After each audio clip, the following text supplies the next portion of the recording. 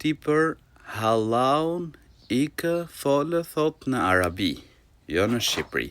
Shqipëria nuk ka lidhje me thot hallaun, ka thot me Zotin.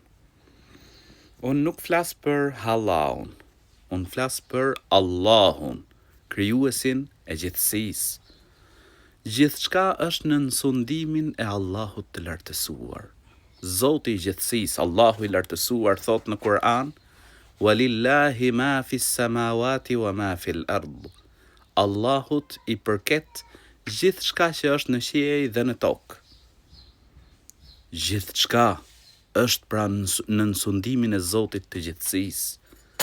Dhe unë flas për Allahun e lartësuar. E ftoj çdo njërin që t'i nënshtrohet krijuesit të gjithësisë, të adhurojnë Allahun e lartësuar.